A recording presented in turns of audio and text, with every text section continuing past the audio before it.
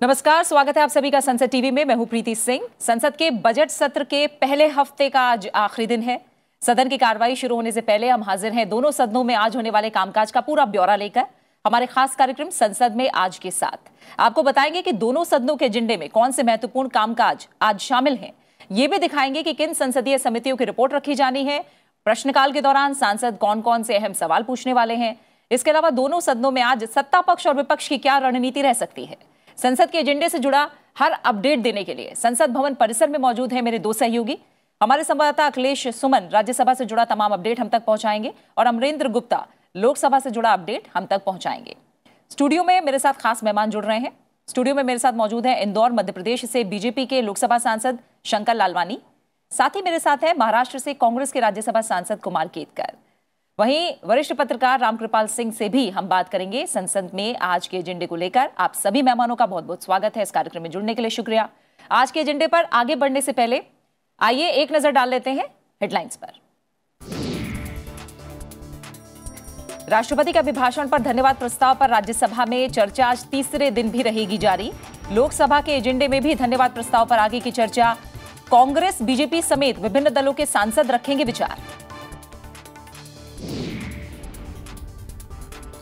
दोनों सदनों में पेश किए जाएंगे शिक्षा, महिला, बाल, युवा कार्यक्रम और खेल संबंधी स्थायी समिति के प्रतिवेदन।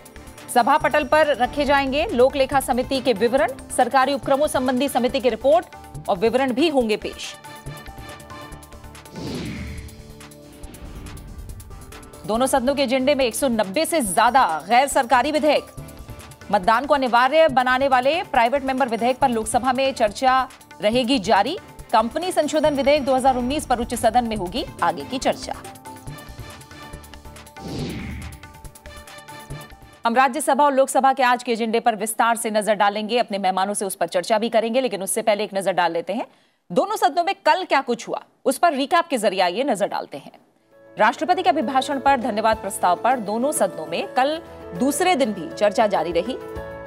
परिवहन, पर्यटन और संस्कृति संबंधी स्थायी समिति के प्रतिवेदन और उद्योग संबंधी स्थायी समिति की रिपोर्ट दोनों सदनों में पेश की गई। इसके अलावा लाभ के पदों संबंधी संयुक्त समिति की रिपोर्ट भी संसद में पेश की गई। दोनों सदनों में प्रश्नकाल के दौरान सदस्यों ने जनहित से जुड़े अहम सवाल भी पूछे।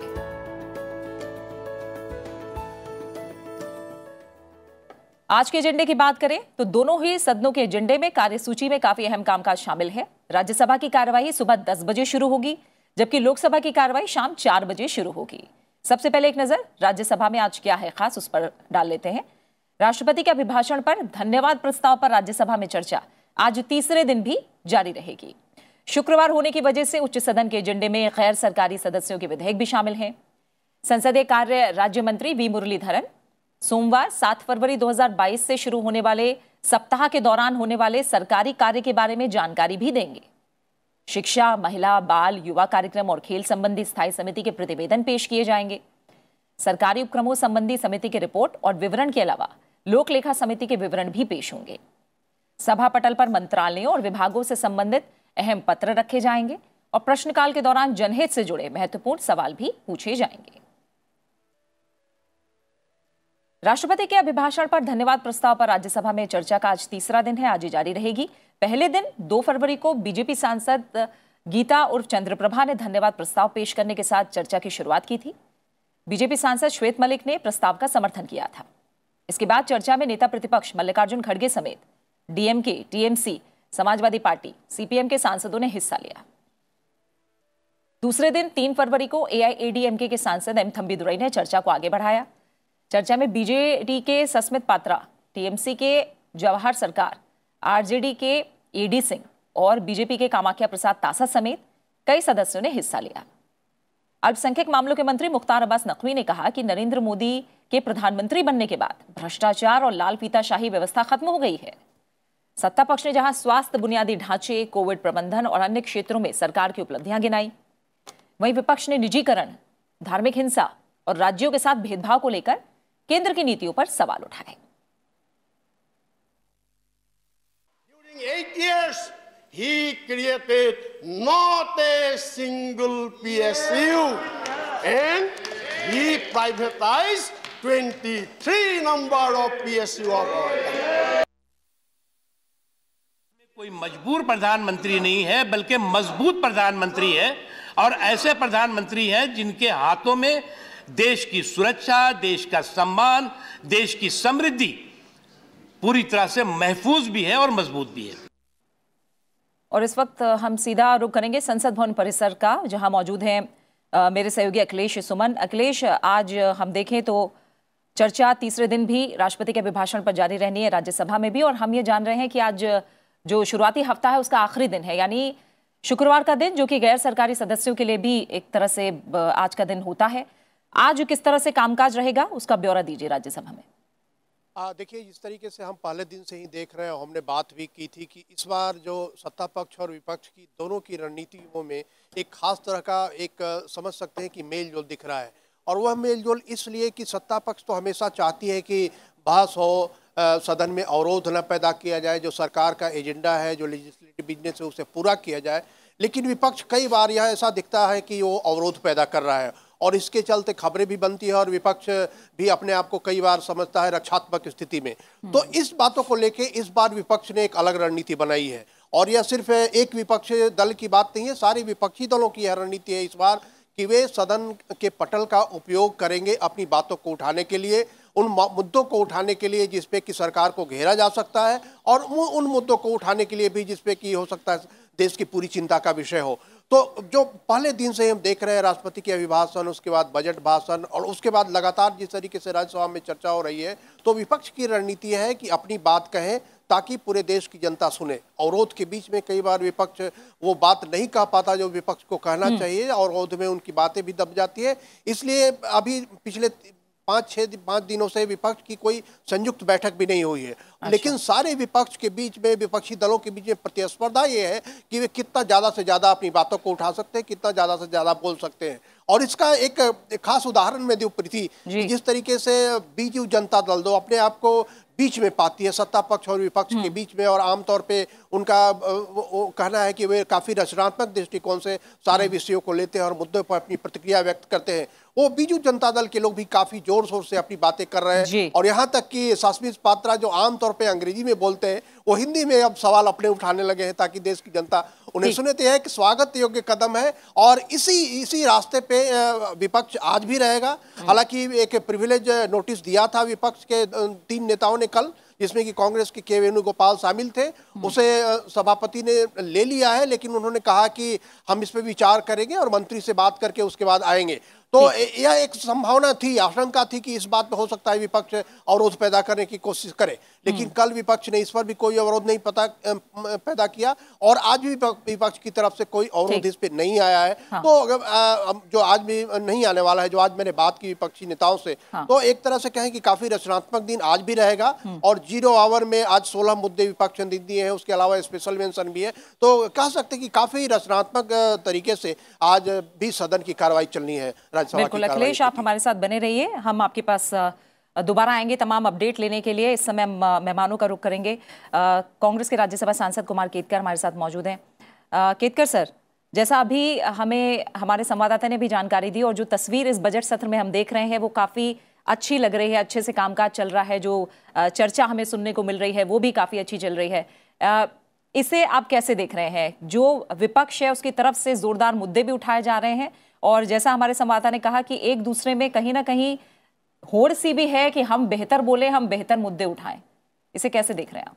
मुझे लगता है कि विपक्ष ने हमेशा यही भूमिका ली है, लेकिन गलतफहमी ऐसी है कि विपक्ष पार्लियामेंट नहीं चला देना चाहता।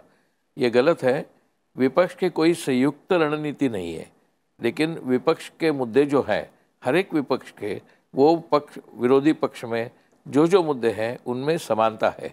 और ये समानता एक्चुअली जो कहो तो राष्ट्रपति के अभिभाषण ने ही लाई है। उनके अभिभाषण में जो मुद्दे आए ही नहीं, और जो देश के सामने बड़े महत्वपूर्ण सवाल है, उसके बारे में चर्चा होने के लिए विपक्ष को ये सब उठाने पड़े और वो कठोर भूमिका लेनी पड़ी।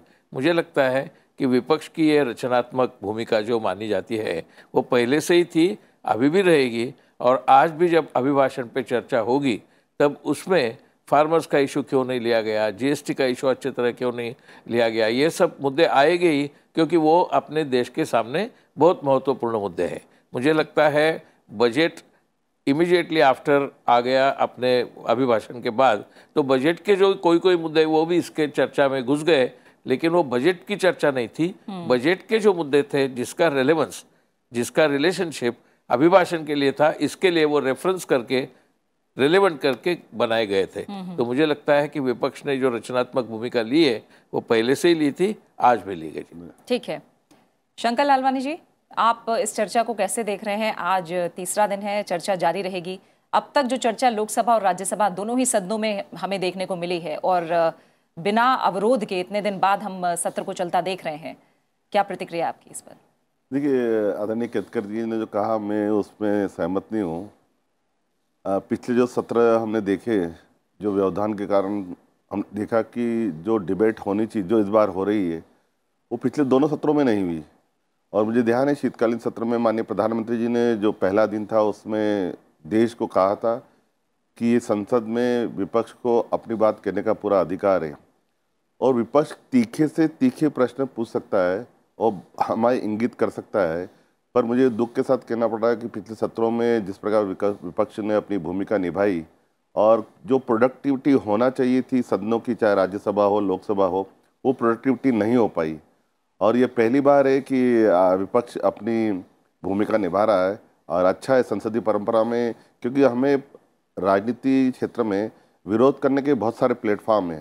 संसद, राज्यसभा हो या लोकसभा हो, ये डिबेट के लिए कि देश में जो सांसद आते हैं वो अपने क्षेत्र की समस्या, अपने राज्यों की समस्या और अपनी बात कहने के लिए आते हैं। पर हमने देखा पिछली बार बहुत सारे सांसद चाहे विपक्ष के हों, उन्होंने बाद में of the record central hall में कहा कि हम अपने क्षेत्र की बहुत सारी बातें उठाना चाहते हैं, लेकिन जो विपक्ष बहिर्गमन कर रहा है, हंगामा कर रहा है। मुझे ध्यान है उस समय एक विपक्ष के सांसद शिवसेना के थे, उनको उनकी पार्टी ने बोलने नहीं दिया, तो वो गैलरी में जाके ऊपर से जाके बोले, जबकि उनके जो नेता थे उनको टोक रहे थे, रोक रहे थे कि आप मत बोलो। लेकिन उन्होंने कहा कि मैं अपने क्षेत्र की बात कब रखूंगा।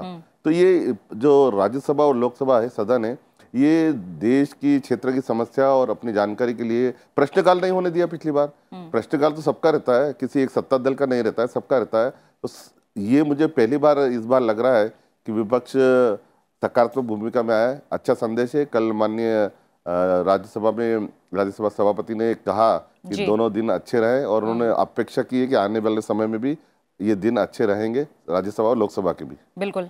रामकृपाल सिंह, वरिष्ठ पत्रकार, भी हमारे साथ जुड़े हुए हैं। रामकृपाल जी, हमने कल भी देखा कि किस तरह से निर्बाध रूप से जो दोनों ही सदनों की कार्रवाई वो चली है और सभापति ने, जैसा अभी लालवानी जी ने जिक्र भी किया, कि सभापति ने भी इस पर खुशी जाहिर की और एक तरह से सबका आभार जताया और ये उम्मीद जताई कि आगे जो दिन आएंगे उसमें भी हम कार्रवाई को इसी तरह सुचारू रूप से चलता देखेंगे। तो ये कितना अच्छा संकेत आप लगातार मानते हैं जो चर्चा कर रहा है दूसरा दिन? देखिए प्रीति, ये पूरा देश ही खुश है, सिर्फ सभापति ही नहीं। बहुत दिनों के बाद एक ये लग रहा है कि जो हम लोकतंत्र की एक परिभाषा बचपन से सुनते आए हैं कि बहुमत का शासन और विपक्ष का सम्मान, और संसद जो है वो चर्चा के लिए ही होती है। आप आलोचना करें, समर्थन करें, जो मर्जी हो, लेकिन जिन लोगों ने आपको चुन करके भेजा है उनके दुख दर्द पर बहस करने का यही एक है। और मुझे याद नहीं पड़ रहा है कि इतना रचनात्मक ढंग से कभी पिछले काफी समय से कभी भी ऐसा माहौल रहा हो, मुझे नहीं। तो मैं तो ये कहता हूं कि रोशन कहीं बाहर के इम्का हुए तो हैं, बहुत अच्छी है। और देश की जनता, अब ये कारण इसके पीछे ढूंढने की बात मैं नहीं करता, लेकिन अगर एक चीज है, 5 राज्यों में चुनाव होने जा रहे हैं और देर सवेर हमारे प्रतिनिधियों को यह महसूस हुआ है कि हम 2 चीज ना करें, स्थगन, बंद, बहिष्कार, इससे कुछ नहीं हासिल होता। किसी को भी कुछ नहीं आता। आप जनता के प्रतिनिधि हैं, सबको एहसास हो रहा है कि कहीं वो दिन ना आ जाए जब जनता कहे कि तुम प्रतिनिधि ना रहे हमारे। तो ये एहसास होना बहुत भारतीय लोकतंत्र के लिए एक बहुत अच्छी चीज है। और जैसा कि अखिलेश जी ने भी कहा और हमारे मित्र केतकर जी ने और बीजेपी के जो प्रतिनिधि हैं उन्होंने भी ये बात कही।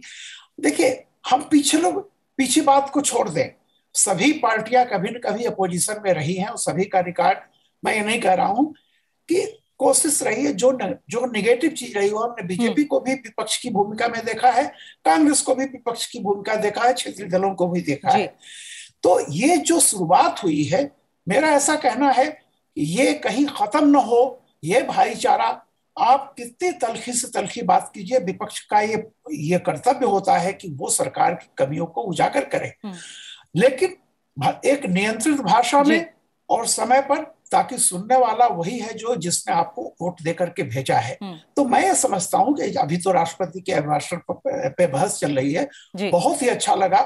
उनके एक एक चीज पर आलोचना हो रही है, उनका समर्थन भी हो रहा है, और मैं समझता हूं कि बहुत अच्छी परंपरा। मैं तो इतना साधुवाद दे रहा हूं, सबका धन्यवाद कर रहा हूं कि एक बहुत अच्छी परंपरा शुरू हुई है, और मुझे विश्वास है कि यह परंपरा आगे भी चलती रहेगी। बिल्कुल बिल्कुल रामकृपाल जी। और राज्यसभा के एजेंडे पर हमने विस्तार से नजर डाली थी। अब लोकसभा की बात कर लेते हैं। लोकसभा की जो कार्रवाई है वो शाम 4 बजे शुरू होगी। आपको बताते हैं कि एजेंडे में लोकसभा में आज क्या खास रहने वाला है। राष्ट्रपति के अभिभाषण पर धन्यवाद प्रस्ताव पर चर्चा लोकसभा में आज तीसरे दिन भी जारी रहेगी।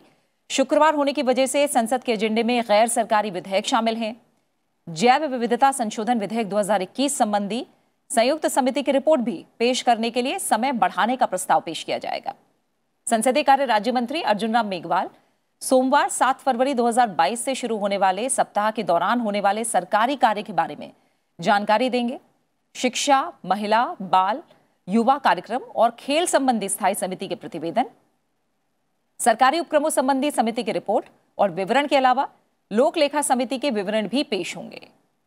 सभा पटल पर मंत्रालयों और विभागों से संबंधित अहम पत्र रखे जाएंगे और प्रश्नकाल के दौरान जनहित से जुड़े महत्वपूर्ण सवाल भी पूछे जाएंगे।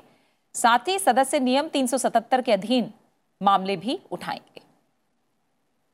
राष्ट्रपति के अभिभाषण पर धन्यवाद प्रस्ताव पर चर्चा लोकसभा में तीसरे दिन जारी रहनी है। पहले दिन 2 फरवरी को बीजेपी सांसद हरीश द्विवेदी ने धन्यवाद प्रस्ताव पेश किया था और चर्चा की शुरुआत की थी। बीजेपी सांसद कमलेश पासवान ने प्रस्ताव का समर्थन किया था, जिसके बाद पहले दिन करीब 5.5 घंटे चली चर्चा में कांग्रेस, टीएमसी और बीएसपी समेत सत्ता पक्ष और विपक्ष के कई सांसदों ने हिस्सा लिया। दूसरे दिन 3 फरवरी को जेडीयू सांसद राजीव रंजन उर्फ लल्लन सिंह ने चर्चा को आगे बढ़ाया। इसके बाद चर्चा में बीजेडी, कांग्रेस और बीजेपी समेत कई दलों के सांसदों ने हिस्सा लिया। सत्ता पक्ष ने जहां सरकार की नीतियों को सराहा और कहा कि सरकार की समावेशी और प्रगतिशील नीतियों ने नए भारत का मार्ग प्रशस्त किया है, वहीं विपक्षी सांसदों ने महंगाई, बेरोजगारी को लेकर सरकार के रुख पर सवाल उठाए। 35,281 पदों के लिए अगर 1,25,00,000 लोगों ने एप्लीकेशन डाला है और उनको आशा ये नज़र आती है कि एक को मिलेगा तो 350 को नहीं मिलेगा, तो जो उनके मन में दुख है, जो उनके मन में पीड़ा है, जो उनकी आज मानसिक स्थिति है, वो मेरे ख्याल से हम सबको इस हाउस में समझना चाहिए, विशेष रूप से सरकार को समझना चाहिए। तो देश के प्रधानमंत्री कहते हैं इंटरनेशनल सोलर अलायंस, तो सब लोग कहते हैं कि क्या है, आज के लिए नहीं है। आप तो 25 साल में परेशान हो गए कि 25 साल के बजट में आपने क्या कहा। देश के प्रधानमंत्री तो अगले 1000 साल के लिए सोच रहे हैं। और इस समय लोकसभा से जुड़ा अपडेट लेने के लिए संसद भवन परिसर चलेंगे। हमारे सहयोगी अमरिंद गुप्ता समय हमारे साथ जुड़े हुए हैं। अमरिंद, लोकसभा को लेकर अपडेट दीजिए। आज चर्चा जो है राष्ट्रपति के अभिभाषण पर, वो तीसरे दिन भी जारी रहनी है। हम देख रहे हैं प्रश्नकाल, साथ ही नियम 377 के अधीन जो मुद्दे हैं, इसके अलावा गैर सरकारी सदस्यों के कामकाज का दिन है। तो किस तरह से डिवाइड रहेगा आज का कार्रवाई का दिन? प्रीति, सबसे अच्छी बात यह है कि जिस तरह की तस्वीर संसद की पूरा देश देखना चाहता है, आज वो तस्वीर लोगों को देखने को मिल रही है। जनता की हमेशा से ये चाहत रहती है कि संसद में उनसे जुड़े सवाल उठाए जाएं, उनके मुद्दों पर चर्चा की जाए। तो लगातार संसद के बजट सत्र के दौरान वो तस्वीर जनता देख रही है और देर रात तक माननीय सदस्य संसद में, लोकसभा में बैठकर काम कर रहे हैं। अगर कल की बात करूं तो कल जो है राष्ट्रपति अभिभाषण पर चर्चा को जो है जेडीयू सांसद लल्लन सिंह ने जब बढ़ाया तो उसमें कई सारी चीजें देखने को मिली। वहां जहां सत्ता पक्ष ने सदन में माननीय बजट पर माननीय सीतारमण जी का धन्यवाद देते हुए इसको आत्मनिर्भर भारत वाला बजट बताया और उसकी कई विशेषताओं को रखी, वहीं विपक्ष ने भी बहुत सकारात्मक तरीके से उसका विरोध तो किया, लेकिन तर्क संगत पूर्ण तरीके से उसका विरोध करते हुए अपनी बात रखी, तो एक अच्छी तस्वीर देखने को मिल रही है। एक कल प्रश्नकाल का मैं एक आपको उदाहरण देता हूं। हरदीप सिंह पुरी जी एक सवाल का जवाब दे रहे थे, जिस पर विपक्ष का एक सवाल था कि पेट्रोल की कीमतों में लगातार बढ़ोतरी हो रही है, जिससे आम जनता परेशान है, महंगाई को लेके वो अपनी बात रख रहे थे। हरदीप सिंह पुरी ने एक उदाहरण देते हुए बताया कि ओपेक जो कंट्री, ओपेक प्लस कंट्री है, उसके 23 देशों ने एक सहमति जारी की जिसमें तेल के उत्पादन को बढ़ाया जाएगा, और उन्होंने तर्कपूर्ण तरीके से बताया कि ये महंगाई सरकार के हाथ में नहीं, तो विपक्ष का वो रुख देखने को मिला और विपक्ष उस पे सहमत हुआ उनकी बात को। तो इस तरह की तस्वीर आमतौर पर कम दिखती है, विरोध ज्यादा होता है, लेकिन संसद में जिस तरह की कल तस्वीर देखने को मिल रही है, उम्मीद की जानी चाहिए कि आज भी वो तस्वीर देखने को मिलेगी। आज खासा अहम दिन माना जा सकता है प्रीति, आज बजट सत्र का। आज कई अहम सवाल कई मंत्रालयों से जुड़े हुए हैं, और उन सवालों में मैं आपको बता दूं कि 1 फरवरी को माननीय सीतारमण जी ने जो अपना बजट दिया है, उनकी कहीं ना कहीं झलक भी देखने को मिल सकती है उन सवालों के अंतर्गत, जिसमें विदेश मंत्रालय से जुड़ा हुआ सवाल है कि इस साल ई पासपोर्ट की शुरुआत करने की घोषणा की गई है, उससे जुड़ा हुआ एक अहम सवाल आपको मिलेगा। इसके अलावा डिजिटलाइजेशन की बात पूरा देश कर रहा है, भारत में इस बजट में उसका प्रारूप पेश किया गया, तो कई विश्वविद्यालयों में किस तरह से डिजिटलाइजेशन किया जाए, आप बता रहे हैं उसको लेकर आयुष मंत्रालय वो काफी अहम हो सकते हैं, और प्रश्नकाल से जुड़ा जो अपडेट है, जो कौन से अहम सवाल हैं, इसको लेकर मैं ज्यादा जानकारी आपसे कुछ ही देर बाद लूंगी। फिलहाल जो हमारे साथ मेहमान जुड़े हुए हैं उन्हीं से हम बात करेंगे। कुमार केतकर जी, अभी तक खासतौर से मैं राज्यसभा की चर्चा की बात करूं तो आपको क्या लग रहा है, क्योंकि सरकार अपनी उपलब्धियां गिना रही है, वो हम चाहे दुनिया में सबसे तेजी से बढ़ती अर्थव्यवस्थाओं में शुमार होने की बात हो, या फिर कोविड को लेकर, किसानों को, गरीबों को लेकर सरकार ने अपनी उपलब्धियां गिनाई हैं। राज्यसभा में जो अब तक चर्चा रही, आपको क्या लग रहा है, कौन से ऐसे 3 बड़े मुद्दे हैं जिन पर आप चाहेंगे कि सरकार की तरफ से जवाब दिया जाए? मुझे लगता है सरकार की तरफ से मुख्य तरीके से जो जवाब आना चाहिए वो किसानों के बारे में। किसानों के बारे में इस अभिभाषण में भी कुछ नहीं है और बजट में भी कुछ नहीं है। मतलब जो है वो बहुत कम है। मतलब जितना इम्पोर्टेंस, अभी 700 किसान मर गए थे वो एजिटेशन में, उनकी गलती है या उनका बराबर है, ये सवाल नहीं है। 700 किसान मर गए, वो अपने ही देश के नागरिक हैं, उनके कोई सवाल थे, उनके कोई डिमांड्स थी, तो उसके बारे में चर्चा होनी चाहिए थी। जितनी चर्चा उसके बारे में होनी चाहिए उतनी नहीं होती है सरकार की तरफ से, और विपक्ष की तरफ से जो मांगी जाती है उसके जवाब अच्छी तरह आते नहीं है। इसी के लिए अभिभाषण के चर्चा में और बजट के चर्चा में भी, बजट तो आज का सवाल नहीं है, लेकिन बजट जब शुरू होगा तब ये सवाल ज़रूर उठाए जाएंगे। जिस तरह से अनएम्प्लॉयमेंट, बेरोज़गारी का सवाल है, उसके बारे में भी जितनी चर्चा होनी चाहिए वो चर्चा अभिभाषण में भी नहीं हुई है और बजट में भी नहीं हुई है, तो उसके बारे में भी सवाल उठाए जाएंगे। मुझे नहीं लगता है कि ये सब पूरा जो इशू है वो तू मैं विरोधी पक्ष और संसदीय अपने राज्यकर्ता पक्ष, इनमें से तू मैं नहीं है। ये सवाल बुनियादी है, लोगों के दिल में है। लोग जानना चाहते हैं कि बेरोजगारी कैसे दूर हो जाएगी, कैसे रोजगार निर्माण होंगे। लोग जानना चाहते हैं कि किसानों के बारे में क्या हो गया। एक कहा गया था कि 22 साल में 2022 में किसानों का इनकम जो है वो डबल हो जाएगा। ये घोषणा बहुत दफ़ा हुई थी 2017 से के बाद, और डबल तो हुआ ही नहीं, एक्चुअली कम हो गया। महंगाई बढ़ गई, उससे भी और कम हो गया। तो मुझे लगता है ये इशू बहुत बुनियादी है, बहुत लोगों की इच्छा में ये झगड़ने के लिए इशू है रास्ते पे और संसद में भी। संसद में लड़ने का तरीका अलग होता है, रास्ते पे लड़ने का तरीका अलग होता है। तो मुझे लगता है संसद इसी तरह अपना लड़ाई, अपना संघर्ष जारी रखेंगे। ठीक है शंकर लालवानी जी, जैसा अभी हम देख भी रहे हैं और तमाम मेहमान, चाहे वो रामकृपाल सिंह जी हों और हमारे संवाददाता ने भी कहा कि प्रतिपक्ष जो है एक दूसरे से कहीं ना कहीं दमदार बोलने की एक प्रतियोगिता सी भी है। तो ऐसे में जो तमाम मुद्दे हैं और जो भी केतकर जी ने भी तमाम सवाल उठाए हैं, ऐसे में सरकार की फिलहाल क्या स्थिति है, सत्ता पक्ष की तरफ से कैसी तैयारी है? देखिए, हम पिछली बार भी तैयार थे। पिछले जो सत्र चले उसमें भी हमारे संसदीय कार्य मंत्री ने स्पष्ट कहा कि हम हर बात का जवाब देने के लिए तैयार हैं। आप प्रश्न पूछिए। मुझे उस बात का दुख है कि प्रश्नकाल के दौरान, प्रश्नकाल तो सबके रहते हैं और सभी क्षेत्रों से जुड़े हुए रहते हैं, वो प्रश्नकाल के दौरान भी उन्होंने सदन चलने नहीं दिया। अब मुझे लगता है कि अगर विपक्ष किसी बात पूछता है तो सरकार उसका जवाब देने के लिए तैयार है, क्योंकि सरकार ने पिछले सालों काम किया, हर क्षेत्र में काम किया और हर सवाल का जवाब देने के लिए सरकार तैयार है। और मुझे लगता है इस बार सकारात्मक विपक्ष अपनी भूमिका निभाएगा और सरकार अपनी बात दमदारी से कहेगी। ठीक है रामकृपाल जी, आपकी नज़र में मैं समझना चाहूंगी जो अब तक की चर्चा रही है, जो माहौल रहा है, उसके बारे में आपने हमें कहा कि सिर्फ सभापति की ही खुशी नहीं है बल्कि देश को इससे खुशी हो रही है, जो माहौल इस दौरान हमें बजट सत्र के दौरान देखने को मिला है। अभी तक जो मुद्दे रहे हैं, आपको क्या लग रहा है कौन से बड़े मुद्दे हैं जो हम दोनों ही सदनों में उठते देख रहे हैं और सरकार को जिन मुद्दों पर ज्यादा तैयारी के साथ जवाब देना पड़ सकता है? देखिए, बहुत सारी कोई भी सरकार हो, मुद्दे हमेशा रहते हैं, चुनौतियां हमेशा होती हैं। और किसी भी लोकतंत्र में, दुनिया में जितने भी लोकतंत्र हैं, ऐसा कहीं भी नहीं है कि चुनौतियां नहीं हैं। सरकार अपनी उपलब्धियां गिनाएगी और विपक्ष का ये हक है कि वो उसमें से निकाले कि आपने क्या लक्ष्य, टारगेट की घोषणा की थी और कहां तक आप पहुंचे हैं। देखिए, मैं ये कहता हूं कि जनता को सबसे बड़ी बात यह है कि जो जिनको चुन करके भेजती है उनसे अपेक्षा रखती है। और ये संसद में जो बहस होती है, ये सिर्फ सूचना आम जनता तक नहीं पहुंचाती। उनका राजनैतिक, सामाजिक, जिसको कहते हैं सोशियो इकोनॉमिक संवर्धन भी होता है, उनका एम्पावरमेंट होता है। जिस तरह से बहस चलती है, उनकी एक एनालिटिकल पावर भी बढ़ती है जनता की। और आप देखिए, हमेशा इस देश में कहीं ना कहीं सत्ता पक्ष हो या विपक्ष हो, चुनाव एक ऐसी प्रक्रिया है कि हर 2 साल, हर साल हमेशा होता रहता है। तो प्रतिनिधियों को हमेशा जनता के पास जाना पड़ता है और उनके मत के लिए। तो जाहिर सी बात है, यही एक ऐसा मंच है हमारा संसद, हमारी संसद, जहां पर आप अपने तर्क रख सकते हैं, चाहे वो समर्थन में हो या विरोध में। जनता देख रही है और मैं समझता हूं कि ये बहुत अच्छा मौका है। बजट सत्र से इसकी शुरुआत हो रही है, जो एक बढ़िया स्वस्थ परंपरा लोकतांत्रिक होनी चाहिए। मैं उसके लिए, जैसा मैंने कहा, कि मैं सबको धन्यवाद देता हूं। और जाहिर सी बात है कि देखिए, मुद्दे हमेशा वही होते हैं।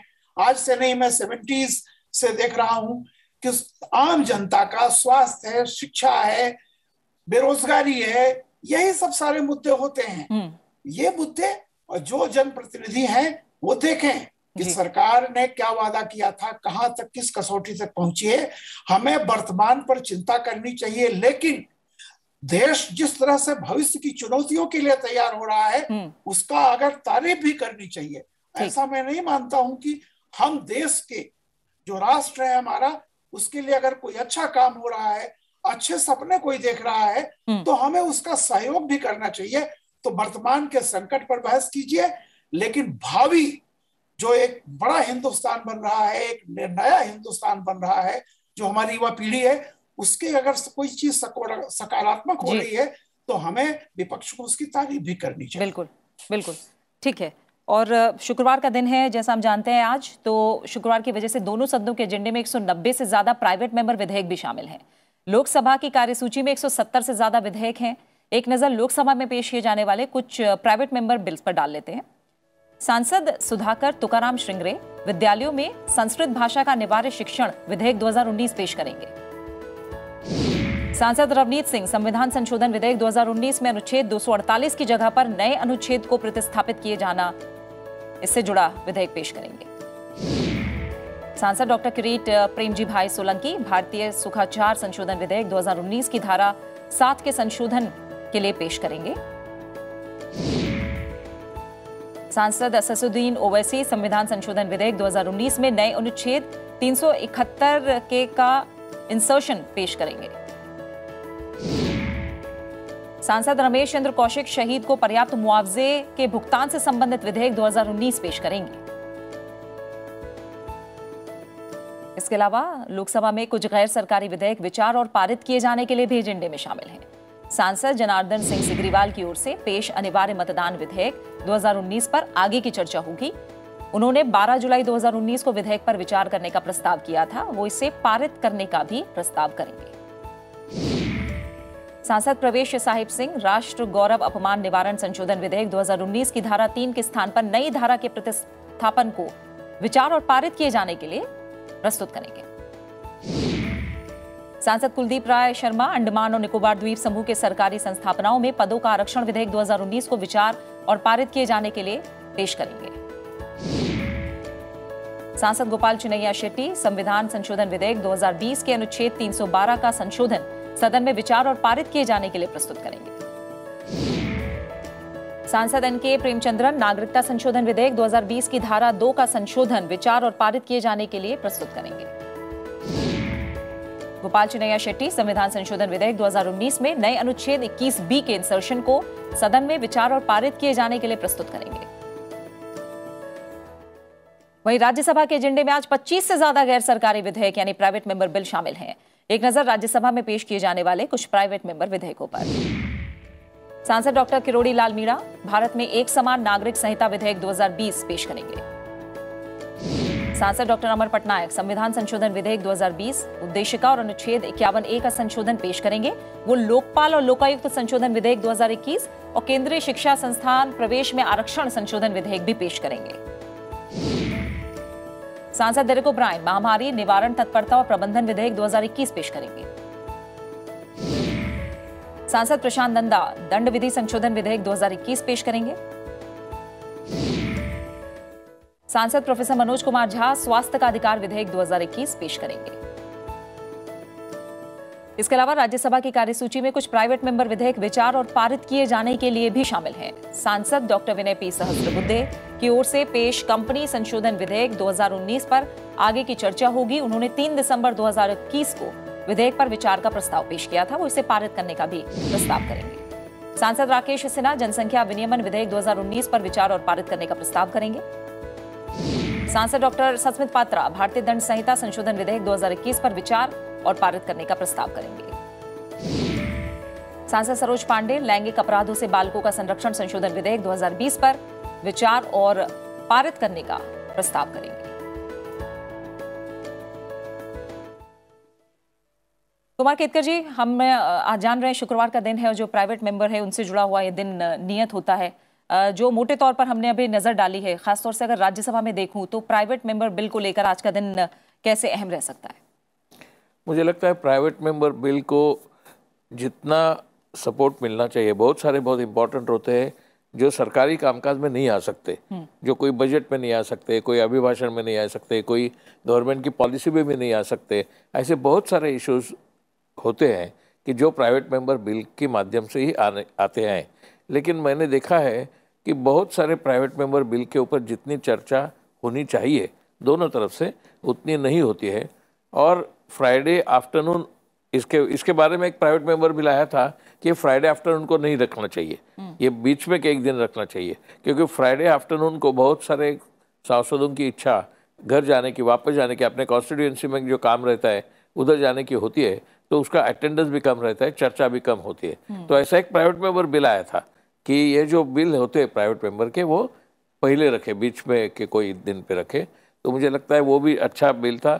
ऐसे बहुत सारे अभी जो बताए अपने बिल, वो सब बहुत चर्चा की आवश्यकता है उसमें, और चर्चा ही नहीं, उसके पारित होने की भी आवश्यकता है। बिल्कुल। शंकर लालवानी जी, अगर देखें तो दोनों ही सदनों में 190 से ज्यादा गैर सरकारी विधेयक हैं जो लिस्टेड हैं, और लोकसभा की बात करें तो मतदान को अनिवार्य बनाने वाला प्राइवेट मेंबर विधेयक भी आज है। इसके अलावा जितने बिल हैं, और खासकर जैसा अभी केतकर जी ने भी कहा कि ये दिन जो है शुक्रवार का दिन प्राइवेट मेंबर बिल के लिहाज से कितना अहम है। देखिए, बहुत सारे, ये बात सही है कि बहुत सारे जो बिल हैं वो महत्वपूर्ण हैं और उसमें चर्चा होनी भी चाहिए देश में। और मुझे लगता है कि ये बात सही है कि शुक्रवार के दिन ये सामान्य तौर पे रहते हैं और शुक्रवार के दिन कोरम का भी अभाव रहता है और किसी न किसी बात को लेकर ये टल जाते हैं। और हम देख रहे हैं कितने वर्षों से प्राइवेट बिल लंबित हैं। इस पर कोई नीति बनना चाहिए और मुझे लगता है पार्लियामेंट्री कमेटी जो है जेपीसी वो इस पर विचार करेगी और कुछ न कुछ निर्णय जरूर लेगी। जी, रामकृपाल सिंह जी, आपका क्या कहना है? शुक्रवार का दिन है और कितना जरूरी हिस्सा हम इसे संसदीय प्रक्रिया का माने? मैं समझता हूं, जैसा केतकर जी ने कहा और भाजपा के हमारे मित्र ने भी कहा, देखिए प्राइवेट मेंबर बिल को ज्यादा महत्व दिया जाना चाहिए, क्योंकि कई बार चीजें जो होती हैं, जो ऐसी समस्याएं होती हैं जिनको लेकर के जो जनता से बहुत जुड़ी होती हैं, उनको प्राइवेट मेंबर बिल के माध्यम से उठाया जाता है। और ये शुक्रवार का दिन सही है कि ये मुझे भी अच्छा नहीं लगता। शुक्रवार को जो भी जिन कारणों से हो, मैं आलोचना नहीं करना चाहता, लेकिन आलू जैसा लगता है कि आखिरी दिन रख दीजिए। मैं समझता हूं कि इसको किसी, या तो शुरुआत इससे होनी चाहिए, इसको बहुत महत्व दिया जाना चाहिए। और देश में जैसे आपने बताया बहुत सारी चीजें ऐसी हैं, जैसे जनसंख्या नियंत्रण की बात होती है, समान नागरिक संहिता की बात होती है, जो भी करना है। लेकिन इस पर अदालतों ने भी कितनी बार कहा है हम इसको मुख्य धारा में ले आए, और इसके लिए मैं समझता हूं कि प्राइवेट मेंबर जो भी होते हैं इनके लिए एक ऐसा दिन तय किया जाना चाहिए, चाहे इससे शुरुआत हो, नहीं तो कम से कम सप्ताह के बीच में किसी दिन रखा जाना चाहिए, ताकि ये लगे कि इनको बहुत महत्व दिया जा रहा है और पूरा देश ये जानना चाहता है। बल्कि उसमें ज्यादा लोगों को क्यूरियोसिटी होती है। हाँ। बाकी जो सरकारी चीजें सूचीबद्ध होती हैं उनके बारे में तो इन्फॉर्मेशन रहती है, ठीक है, वो सारी चीजें होती हैं। बट ये प्राइवेट मेंबर बिल को मैं समझता हूँ कि जैसा हमारे मित्र कह रहे थे, इसको पूरा सम्मान दिया जाना चाहिए। और निश्चित रूप से शुक्रवार का दिन मुझे भी अजीब लगता है, क्योंकि लोगों को भागने का अपने क्षेत्र में पहुंचने की बात होती है, कोरम पूरा नहीं हो, कुछ भी हो, तो मैं सहमत हूँ इस बात से कि इसे महत्व दिया जाना चाहिए। बिल्कुल। अखिलेश सुमन का रुख करेंगे, हमारे साथ संसद भवन परिसर से मौजूद हैं। अखिलेश, हम देख रहे हैं उच्च सदन में जो बिल लिस्टेड है, प्राइवेट मेंबर बिल, वो काफी अपने आप में अहम है, और हम देख रहे हैं कि सांसद अमर पटनायक ने 3 बिल हैं उनके जो आज लिस्टेड हैं। किस तरह से आज राज्यसभा में दिन रहेगा? और जो मेहमानों से चर्चा हुई है उसमें एक नई बात भी आई है सामने, जिस पर विचार करने की जरूरत है कि शुक्रवार का दिन बदलकर इसको थोड़ा और फोकस में लाना चाहिए, कोई और दिन नियत होना चाहिए इसके लिए।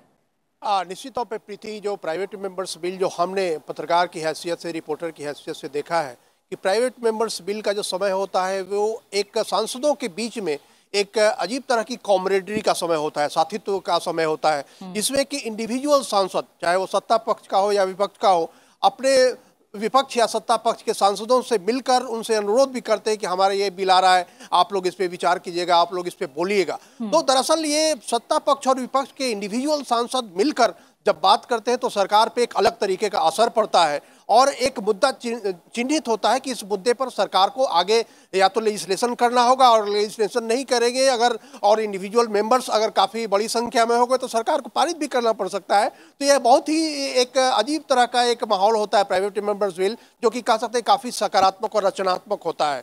और जिस तरीके से आपने गिनाया कि विनय सहस्त्रबुद्धे, काफ़ी इनोवेटिव ये कंपनी अमेंडमेंट बिल है, जिसमें कि उन्होंने कहा है कि CSR जो है, CSR का 25% जो है भाग जो है वो मॉन्यूमेंट्स के रख रखाव के लिए किया जाना चाहिए। तो ये काफ़ी रचनात्मक ये सुझाव है और इस सुझाव पर निश्चित तौर पर सरकार की झोली में जाएगा, और सरकार हो सकता है जब CSR फंडिंग का जब बनता है तो उसमें हो सकता है इस सुझाव को किसी तरीके से शामिल किया जाए। उसी तरीके से अमर पटनायक ने, मेरी बात हुई, मुझे लगा कि क्या है इसमें, तो मैंने बात की तो उनका एक बड़ा एक अजीब है, प्रियम्बुल में उन्होंने कहा है कि जो संविधान की प्रस्तावना है उसमें अहिंसा शब्द को जोड़ा जाए। जब मैंने पूछा कि अहिंसा शब्द को जोड़ने का क्या मतलब, तो उनका कहना था कि पूरी जो हमारी आज़ादी की लड़ाई है उसमें प्रमुख तत्व अहिंसा थी, और महात्मा गांधी के नेतृत्व में आज़ादी की लड़ाई हमने अहिंसा को मुख्य ताकत के रूप में किया। तो संविधान का जो प्रियम्बुल है उसमें अहिंसा को शामिल किया जाए, ताकि स्टेट पॉलिसी में भी अहिंसा एक आवश्यक तत्व के रूप में शामिल हो। तो यह उनका कॉन्स्टिट्यूशनल अमेंडमेंट का जो पहला जो ये है इंट्रोडक्शन के लिए बिल। दूसरा एक बिल उन्होंने लिखा है लोकायुक्त और लोकपाल के लिए। उसमें एक बड़ी रोचक बात यह है कि अभी जो पब्लिक सर्वेंट्स हैं, चाहे वो ऑफिशियल्स हों या MPs हों या MLAs हों, MLC हों, जो भी सरकारी काम में हैं, वो अपने एसेट्स की घोषणा तो करते हैं, लेकिन घोषणा करने के बाद उसका क्या होता है कोई नहीं जानता। उनका ये सुझाव है और इस बिल के माध्यम से वो चिन्हित करना चाहते हैं कि 10% जो फाइल हुए हैं ऐसे जो एफिडेविट, उस 10% की स्क्रूटनी की जाए कि उसका क्या है, सच है, गलत है, क्या है उसका, ताकि उस पर दबाव रहे जो पब्लिक सर्वेंट फाइल कर रहा है कि वो सही तरीके से उसको फाइल करे।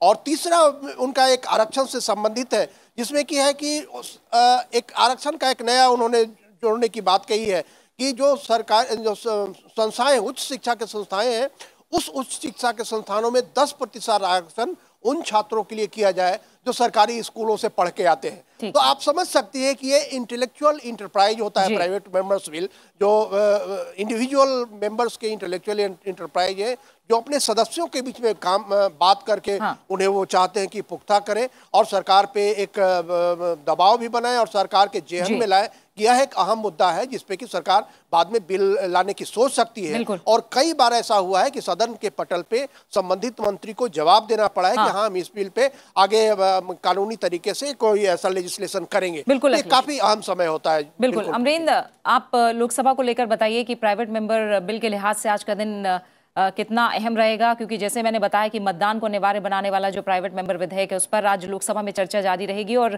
कुछ ऐसे बिल हैं जिन्हें काफी अहम अपने आप में माना जा रहा है।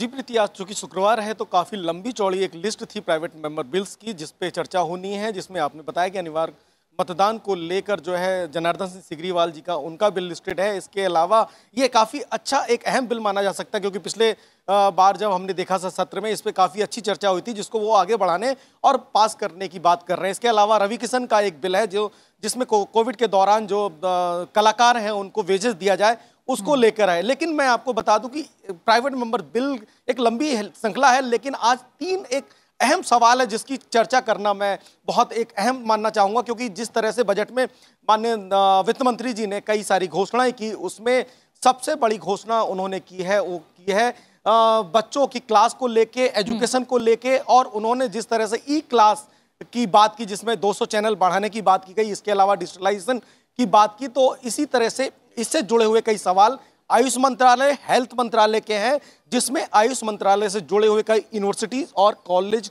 खोलने की मांग की गई है, जिसमें मध्य प्रदेश, महाराष्ट्र, उत्तर प्रदेश और ग्रामीण क्षेत्रों में किस तरह से आयुष चिकित्सक का काम चल रहा है उसको लेके सवाल है, जिसमें वो लोग पूछना चाह रहे हैं कि क्या स्थिति है और बजट के बाद क्या तस्वीर होगी।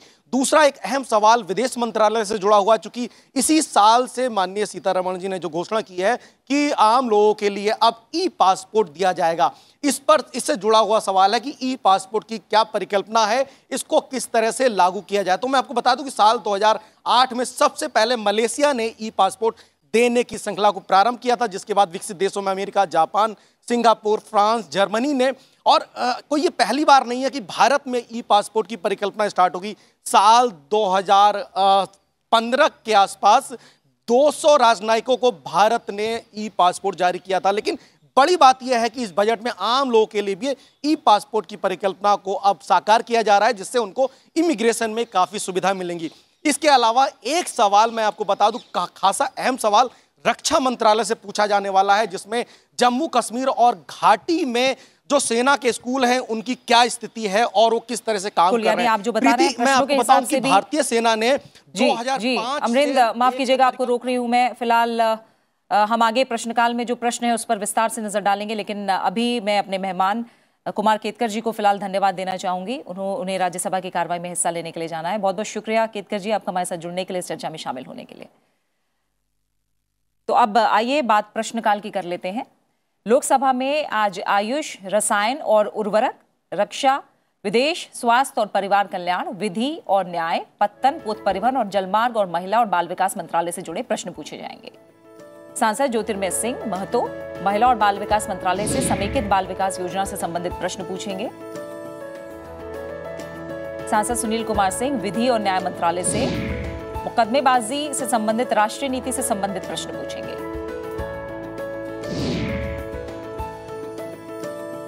सांसद किजरापू राम मोहन नायडू पत्तन, पोत परिवहन और जलमार्ग मंत्रालय से तटीय आर्थिक क्षेत्र से संबंधित प्रश्न पूछेंगे। सांसद एम के राघवन विदेश मंत्रालय से चिप आधारित ई पासपोर्ट से संबंधित प्रश्न पूछेंगे। सांसद जामयांग सेरिंग नामग्याल रक्षा मंत्रालय से भारतीय सेना द्वारा लद्दाख में संचालित किए जा रहे विद्यालय से संबंधित प्रश्न पूछेंगे। सांसद कुंवर दानिश अली आयुष मंत्रालय से यूनानी चिकित्सा पद्धति से संबंधित प्रश्न पूछेंगे। सांसद राकेश सिंह स्वास्थ्य और परिवार कल्याण मंत्रालय से कोविड-19 के नए वेरिएंट से संबंधित प्रश्न पूछेंगे। सांसद प्रताप राव पाटिल चिखलीकर आयुष मंत्रालय से नांदेड़ में आयुर्वेद महाविद्यालय से संबंधित प्रश्न पूछेंगे। सांसद एडवोकेट AMRF महिला और बाल विकास मंत्रालय से पॉक्सो अधिनियम के अंतर्गत मामलों से संबंधित प्रश्न पूछेंगे। सांसद डॉक्टर भारती धीरूभाई श्याल आयुष मंत्रालय से आयुष सुपर स्पेशलिटी अस्पताल से संबंधित प्रश्न पूछेंगी। सांसद डॉक्टर हिना विजय कुमार गावित स्वास्थ्य और परिवार कल्याण मंत्रालय से अखिल भारतीय आयुर्विज्ञान संस्थान संबंधी परियोजनाओं से संबंधित प्रश्न पूछेंगे। सांसद ज्ञानेश्वर पाटिल आयुष मंत्रालय से मध्य प्रदेश में आयुष विश्वविद्यालय से संबंधित प्रश्न पूछेंगे। सांसद प्रोफेसर सौगत राय स्वास्थ्य और परिवार कल्याण मंत्रालय से कोविड-19 से होने वाली मौतों से संबंधित आंकड़ों से संबंधित प्रश्न पूछेंगे। सांसद संजय सेठ रसायन और उर्वरक मंत्रालय से रासायनिक उर्वरकों की उपलब्धता से संबंधित सवाल करेंगे। सांसद सौमित्र खान रसायन और उर्वरक मंत्रालय से उर्वरकों की मांग और आपूर्ति से संबंधित प्रश्न पूछेंगे। सांसद गिरीश चंद्र आयुष मंत्रालय से उत्तर प्रदेश में आयुष सुविधाओं से संबंधित सवाल करेंगे। सांसद मौलाना बदरुद्दीन अजमल महिला और बाल विकास मंत्रालय से किशोर बालिकाओं के लिए योजनाओं से संबंधित प्रश्न पूछेंगे। सांसद दिया कुमारी स्वास्थ्य और परिवार कल्याण मंत्रालय से राजस्थान में नए सरकारी चिकित्सा महाविद्यालय से जुड़ा सवाल करेंगी।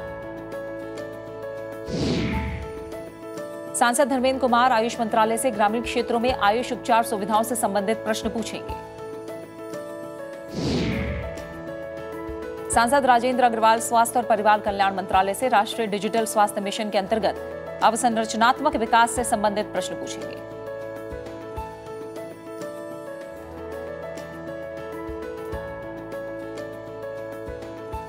शंकर लालवानी जी, अभी हमने देखा प्रश्नकाल में काफी अहम प्रश्न हैं जो पूछे जाने हैं और जो अच्छा संकेत यही है कि हमने प्रश्नकाल को काफी बाधित होते देखा है पिछले तमाम सत्रों में, लेकिन इस बार इसे लेकर भी अच्छा संकेत।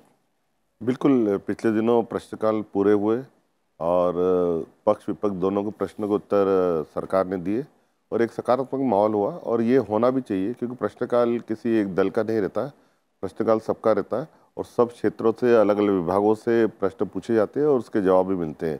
उससे हमें नहीं पूरे देश को भी जानकारी मिलती है। कुछ चीज़ें ऐसी, कुछ विषय ऐसे रहते हैं जिनकी जानकारी हो सकता है हमें या देश को नहीं हो, प्रश्नकाल के माध्यम से हमें उस सब मुद्दे की जानकारी मिलती है। तो ये प्रश्नकाल बहुत महत्वपूर्ण रहता है और मुझे लगता है आज भी बहुत सारे महत्वपूर्ण प्रश्न लगे हुए हैं, चाहे कोविड से हो या ई पासपोर्ट से हो या आयुष मंत्रालय से हो, अलग अलग विभागों से, महिला बाल विकास से हो, अलग अलग प्रश्न आज रखे हैं और सभी प्रश्न महत्वपूर्ण लग रहे हैं। बिल्कुल। रामकृपाल जी, अभी हमने गैर सरकारी सदस्यों से जुड़े दिन की बात की और प्रश्नकाल भी संसदीय प्रक्रिया का एक बहुत अहम हिस्सा है और जैसा अभी लालवानी जी ने भी कहा कि तमाम ऐसी जानकारियां होती हैं जो हम कहें कि खबरों में उस तरह से ऊपर नहीं आ पाती, आम लोगों को उसके बारे में उतना पता नहीं लग पाता, लेकिन प्रश्नकाल एक वो समय है जिसके जरिए हर क्षेत्र से जुड़ा सवाल पूछा जा सकता है और उसका जवाब सरकार की तरफ से जानकारी जो है वो सबके सामने आती है। बिल्कुल सही है।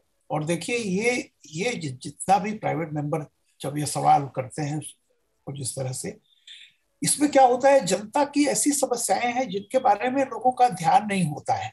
मैं कहता हूं कि ये सारे सबसे बड़ी जो अच्छी बात है कि कम से कम संसद चल रही है तो इसका समय मिल रहा है इन सवालों के लिए भी। और मेरा ये मानना है कि जो सुझाव आते हैं चाहे वो उस पर माने या न माने, लेकिन उस पर एक बहस होनी चाहिए कि अगर वो सुझाव अच्छा है, माना जा रहा है, तो भी इंफॉर्मेशन मिलती है आम जनता को, नहीं मान रहे हैं तो क्या कारण है, और अगर आज नहीं कर पा रहे हैं उसको पूरा तो भविष्य के लिए उसको रेखांकित किया जा रहा है, उसको एक शामिल किया जा रहा है कि नहीं। तो मैं समझता हूं कि जन सरोकारों से जुड़े हुए तमाम तरह के लिए ये जो उनकी ये प्रश्न है उसके लिए सबसे अच्छा मंच यही है और इसको ज्यादा से ज्यादा होना चाहिए और आम जनता की इसमें ज्यादा रुचि होती है, क्योंकि बाकी जो भी चीजें होती है वो तो देखिए मीडिया के माध्यम से पहले से पता होता है कि ये चीज आने वाली है, इस पर होगा, लेकिन ये जन सरोकारों से उनकी जो छोटी छोटी चीजें हैं इस पे बहुत इंफॉर्मेटिव होती है। और मेरा कहना है कि जनता का जानने का हक है कि अगर ये बात है तो इसको क्यों नहीं माना जा रहा है, आज अगर संभव नहीं है तो क्या कल के भविष्य के एजेंडे में बात रहेगी कि नहीं रहेगी, ये बहुत ही महत्वपूर्ण मुद्दा है। बिल्कुल बिल्कुल। अखिलेश सुमन के पास एक बार फिर रुक करेंगे। अखिलेश, कुछ ही पलों में अब राज्यसभा की कार्रवाई जो है वो शुरू होने वाली है, फिलहाल क्या अपडेट है? निश्चित तौर पे अभी राज्यसभा की जो कार्रवाई शुरू होगी उसमें जो सामान्य प्रक्रिया है उसी सामान्य प्रक्रिया के तहत आज की कार्रवाई शुरू होनी है। और अभी तक की सूचना के मुताबिक हमारे पास जो आई है उसमें 16 जो 0 आवर है। और जैसा कि आप जानते हैं कि राज्यसभा में सबसे पहले 0 आवर शुरू किया जाता है, तो जो 0 आवर के 16 नोटिसें आई हैं जो सामान्य सदस्य हैं उनकी तरफ से, और स्पेशल मेंशन के 7 नोटिसें आई हैं।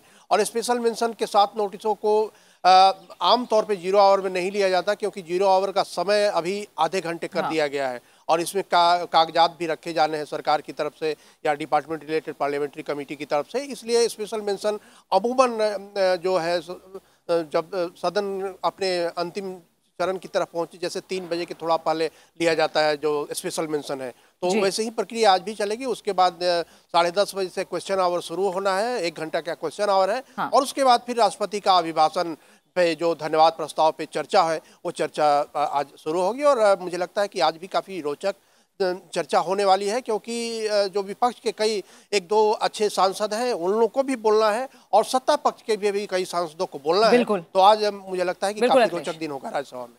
बिल्कुल। और इसी के साथ मैं अपने तमाम मेहमानों का और दोनों संवाददाताओं का शुक्रिया कहना चाहूँगी। शंकर लालवानी जी आपका, रामकृपाल सिंह जी आपका, साथ ही अखिलेश सुमन और अमरीन गुप्ता, आप सभी का फिलहाल बहुत बहुत शुक्रिया संसद में आज भी जुड़ने के लिए, तमाम चर्चा के लिए, तमाम जानकारी को हम तक पहुँचाने के लिए। बात प्रश्नकाल की करते हैं। राज्यसभा में प्रश्नकाल के दौरान कृषि और किसान कल्याण, वाणिज्य और उद्योग, संचार, उपभोक्ता मामले, खाद्य और सार्वजनिक वितरण, इलेक्ट्रॉनिकी और सूचना प्रौद्योगिकी, मत्स्य पालन, पशुपालन और डेयरी, खाद्य प्रसंस्करण उद्योग सहित अन्य मंत्रालयों से जुड़े प्रश्न पूछे जाएंगे। सांसद रामनाथ ठाकुर रेल मंत्रालय से कर्पूरी ग्राम रेलवे स्टेशन के नजदीक ओवरब्रिज का निर्माण करने से जुड़ा प्रश्न करेंगे। सांसद सुखराम सिंह यादव कृषि और किसान कल्याण मंत्रालय से न्यूनतम समर्थन मूल्य की कानूनी गारंटी दिए जाने से संबंधित सवाल करेंगे। सांसद झरना दास वैद्य इलेक्ट्रॉनिकी और सूचना प्रौद्योगिकी मंत्रालय से सोशल मीडिया प्लेटफॉर्म के लिए दिशा निर्देश बनाने से संबंधित सवाल करेंगे। सांसद डॉक्टर सस्मित पात्रा कृषि और किसान कल्याण मंत्रालय से स्वामीनाथन आयोग की रिपोर्ट की सिफारिशों को लागू किए जाने से जुड़ा प्रश्न करेंगे। सांसद नीरज डांगी वाणिज्य और उद्योग मंत्रालय से राजस्थान में नए उद्योगों की स्थापना से जुड़ा प्रश्न करेंगे। सांसद कैलाश सोनी रेल मंत्रालय से मध्य प्रदेश में रेल लाइन के कार्य से जुड़ा प्रश्न करेंगे। सांसद हर्षवर्धन सिंह डूंगरपुर संचार मंत्रालय से ट्राई के उद्देश्यों से संबंधित सवाल करेंगे। सांसद कनक मेदला रवीन कुमार रेल मंत्रालय से दक्षिण तटीय रेल जोन बनाए जाने से जुड़ा प्रश्न करेंगे। सांसद प्रकाश जावड़ेकर इलेक्ट्रॉनिकी और सूचना प्रौद्योगिकी मंत्रालय से देश भर में सामान्य सेवा केंद्र से जुड़ा प्रश्न करेंगे। सांसद प्रियंका चतुर्वेदी इलेक्ट्रॉनिकी और सूचना प्रौद्योगिकी मंत्रालय से सेफ हार्बर प्रोटेक्शन के सिद्धांत से जुड़ा प्रश्न करेंगे। सांसद बिनोय बिस्वाम इलेक्ट्रॉनिकी और सूचना प्रौद्योगिकी मंत्रालय से सूचना प्रौद्योगिकी नियमावली 2021 से जुड़ा प्रश्न करेंगे। सांसद केजे अल्फोंस उपभोक्ता मामले, खाद्य और सार्वजनिक वितरण मंत्रालय से राजस्थान में उपभोक्ता न्यायालयों में लंबित मामलों से जुड़ा सवाल करेंगे।